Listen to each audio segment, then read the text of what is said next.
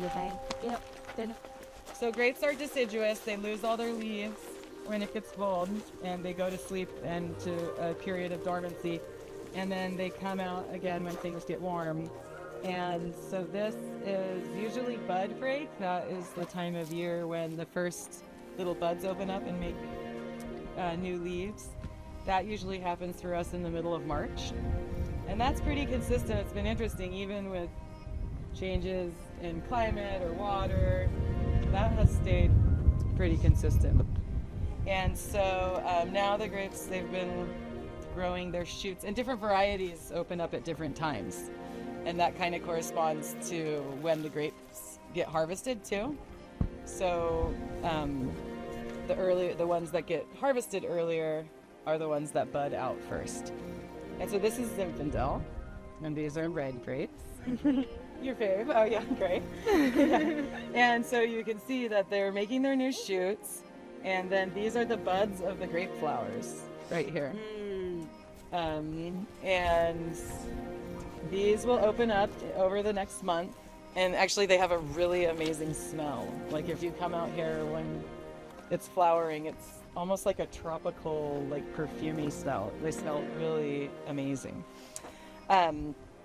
And grapes are self-pollinating, so they don't need insects to visit them, unlike apples, peaches, a lot of the other fruit crops that we grow. Grapes the wind will help pollinate, and the same plant can pollinate itself. So they usually put on a pretty strong fruit set. So over the course of the year, these little shoots will grow to be like up to 6 feet tall. Wow.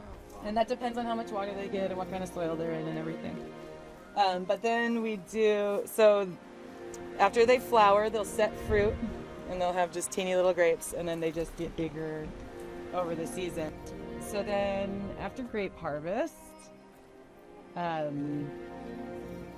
we use a machine to harvest our grapes in some of the vineyards. We also do some hand picking. And that has been an interesting process for us. Everything used to be hand-picked, and it's a whole lot of work and very expensive, and also sometimes it's hard to find enough people because, you can imagine it takes several days. And so it's been about,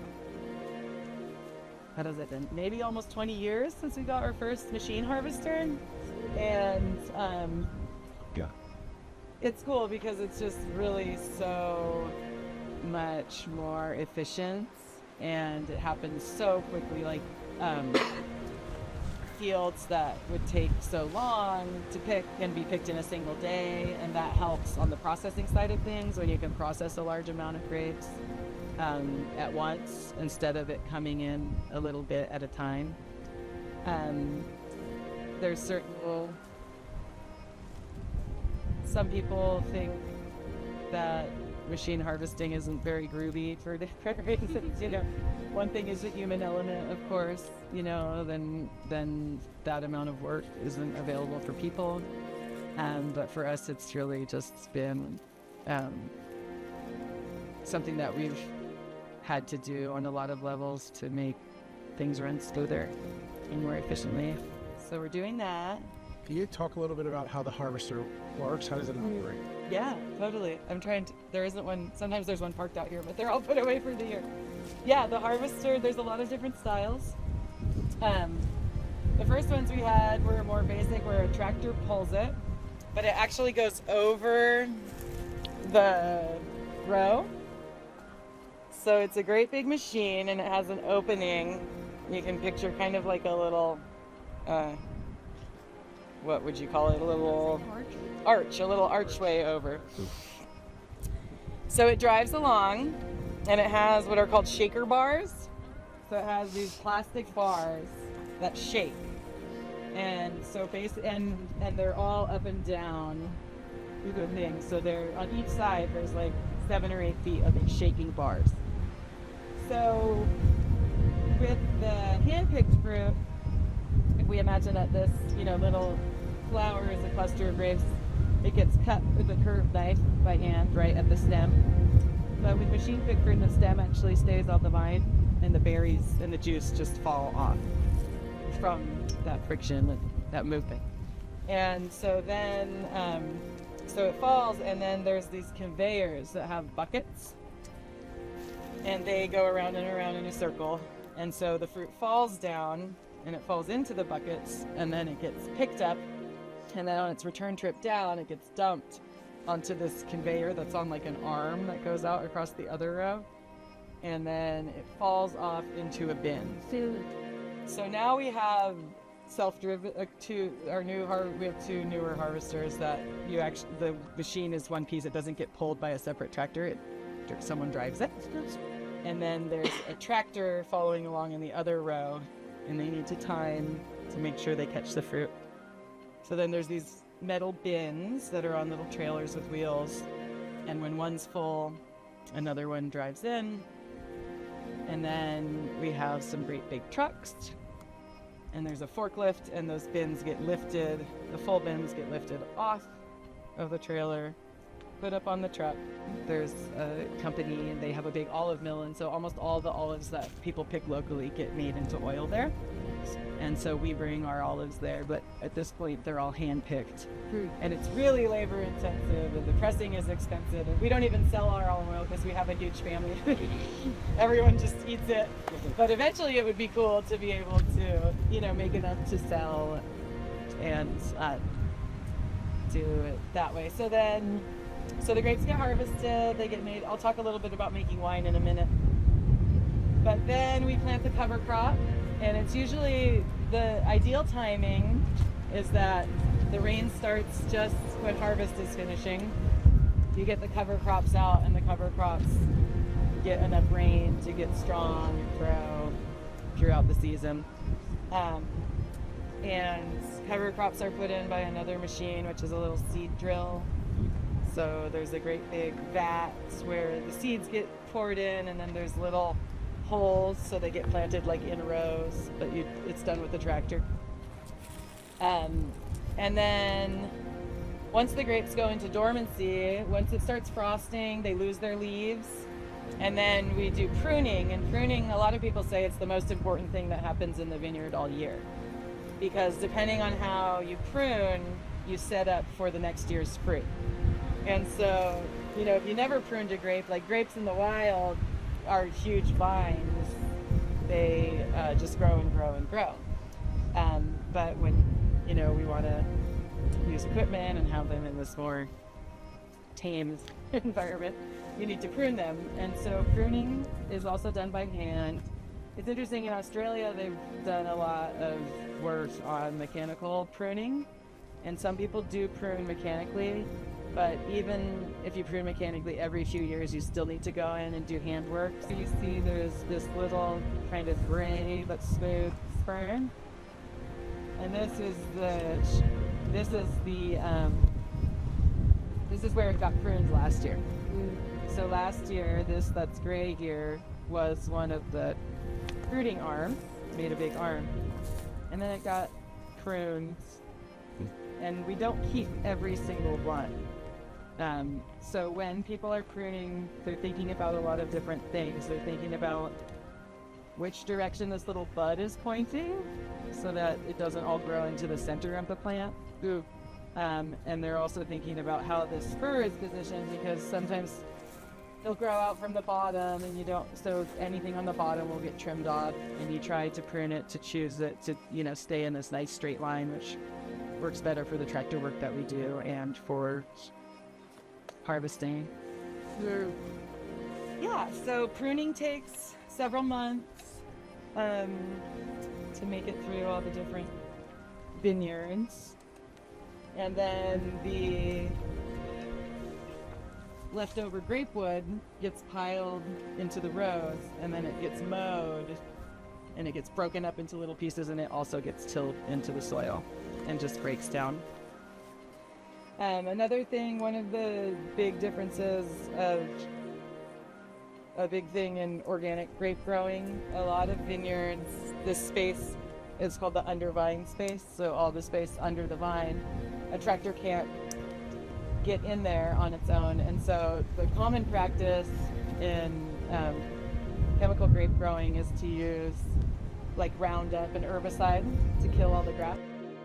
Rose, which is faster and cheaper, but Roundup's pretty nasty stuff. So there's a couple different tools that we use that go onto a tractor, and they grind up the weeds under the vines and help keep the weeds down, keep the vineyard clear.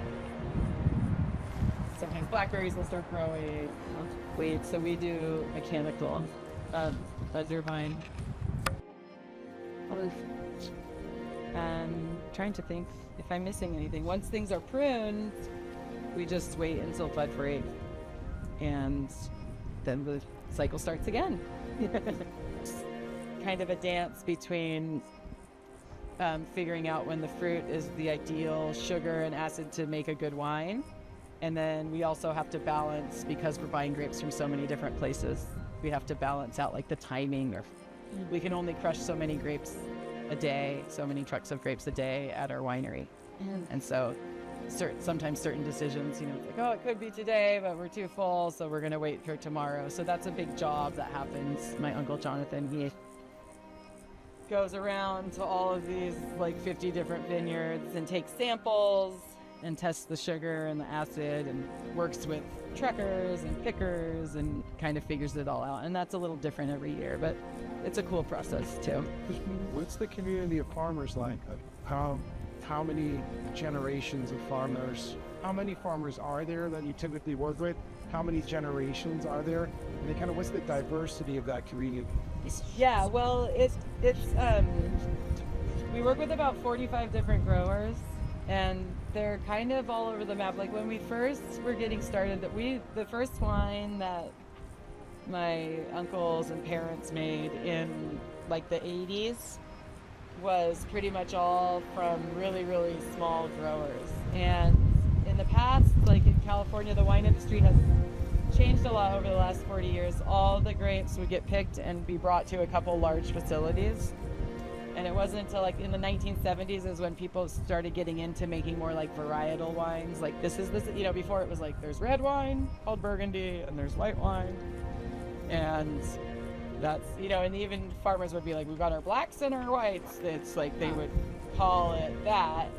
And so, but it's really all over the map. We work with some growers now who are a little more corporate. They're like bigger people who have bought vineyards and put in more vineyards. But then we work with also some of the people, grapes first started getting grown in Mendocino County in like the 1880s. And so there's some people, like these one guys, the poor family, they are like 5 generations up on their place, and they are a lot more small scale. And the father and the son, they do all their pruning by themselves, and it's just basically like the two of them do it all. And so there's kind of everything in between. One of the people that we're getting to know up in Washington and buying some of their stuff, I met him this summer. We went up to Washington, and he was one of the largest organic apple growers in the world for years, in the Columbia River Valley of Washington. He's like a 3rd generation farmer, but he is like a really huge farmer. And then we've got people that, they only grow like 3 acres of grapes, and it was their grandpa's deal, and they bring their one little bin down and we crush it, so it's kind of all over the map. We like to try to help with logistically, it's not as convenient with the smaller people, but we like to try to help out people in the area who, if it wasn't for having a home for their grapes, they might just let them go fallow. The diversity, there's not a huge diversity. It's a lot of kind of white farmer types around in Redwood Valley. And some of it you can see it's whoever was settling the land and they started their grapes, and then it just was like a generational thing. Our family first moved to Redwood Valley in the 60s. So we didn't really have that kind of history going back, but there's another interesting story that had to do with climate and water and everything. But when that reservoir, Lake Mendocino, was being proposed to build, there was an idea that they might build the dam like down there, and then this would have been a reservoir, because reservoirs displace people. And it's interesting because the place that they chose was Coyote Valley, which was a Native American settlement mainly, and they got displaced to a different area of Redwood Valley, which now there's Coyote Valley. They have a casino, and there's the Pomo people. They're the first peoples here on this land, and so a lot of them still live in the area, but where Lake Mendocino was called Coyote Valley, and now the Coyote Valley Reservation got moved. So there was talk, but there's some kind of like, if it's the eminent domain question. I don't know. Are you guys familiar with eminent domain? It's when there's a large like social work project, like roads or reservoirs, rail lines, and so if you have a piece of property, that's where there's this larger project happening. You have to sell your property whether you want to or not, and the government buys it from you, but it's not always like fair market value and such. So there was conversations about this being turned into a reservoir. So that's why my grandparents originally planted their grapes, because my grandpa was kind of this eccentric dude, and he was like, if they're gonna buy our property, we gotta have some grapes on there, so it'll be worth more, so they'll have to pay us more if they decide to do this project, which didn't end up happening. But that was kind of an interesting, Fried Vineyards, I always joke, I'm like, it's an unintentional business. It just kind of came about because for the first several years, the grapes, they just sold the grapes and weren't making any wine. And then they ended up, some of the wines that were made from the grapes were got some medals in these competitions, and they saw it was really good fruit. And so then my parents met each other studying organic gardening up in this rural place called Covelo, and they came back and wanted to live here and were starting their family, and they were trying to be vegetable farmers, but it was just so hard to make any money. And so then slowly they're like, well, why don't we try some wine, because the grapes were already there. So they started making wine, and that was one of the reasons they started making too, because the next thing I can talk about for a little is winemaking. And so since the beginning, Fried Vineyards has been preservative-free organic winemaking, because in winemaking there's a lot of different processing aids that are used that are different synthetics. And so one of the things that they were really inspired about organic gardening and stuff, and so they wanted to make their wine all natural. And so they didn't add any sulfites, are the biggest preservative that are added to wine. So all the wines that we make don't have any sulfites.